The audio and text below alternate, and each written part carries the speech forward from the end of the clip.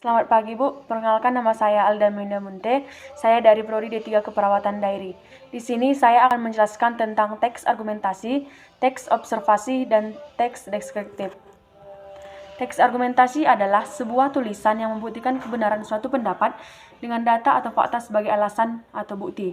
Ciri-ciri teks argumentasi: yang pertama, isi teks argumentasi memberikan penjelasan mengenai gagasan, pendapat, atau keyakinan yang ditulis penulis. Yang kedua, teks argumentasi memerlukan fakta yang dilengkapi dengan kata data yang valid. Yang ketiga, teks argumentasi berisi mengenai teks yang memberikan pendapat, tetapi juga disertai data yang jelas. Data yang terdapat di teks argumentasi biasanya berupa angka, peta, grafik, atau gambar. Yang keempat, dalam membuat teks argumentasi diperlukan sumber atau sintesis, yang artinya rangkuman baru yang dibutuhkan dalam suatu teks. Contoh teks argumentasi. Teks argumentasi singkat mengenai kesehatan. Air mineral memiliki sejuta manfaat untuk tubuh kita. Terlebih lagi jika dikonsumsi dalam keadaan hangat.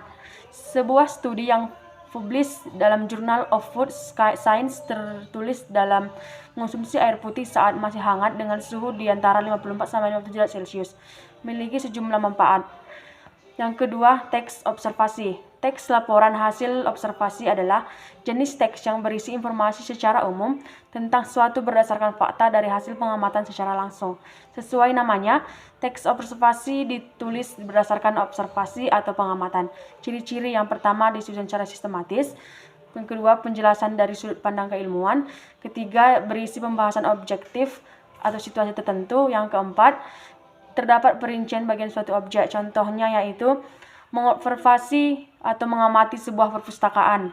Yang ketiga, teks deskriptif atau teks yang berisi gambaran suatu objek, tempat, atau peristiwa. Ciri-cirinya menggambarkan atau menjelaskan sesuatu. Yang kedua, penjelasan secara mendetail atau melibatkan panca indera. Yang ketiga, berusaha membuat pembaca dan pendengar merasakan adegan atau peristiwa dalam teks. Yang keempat, melibatkan kalimat terfokus pada suatu hal sesuai penjelasan. Contohnya, artikel Tari Saman.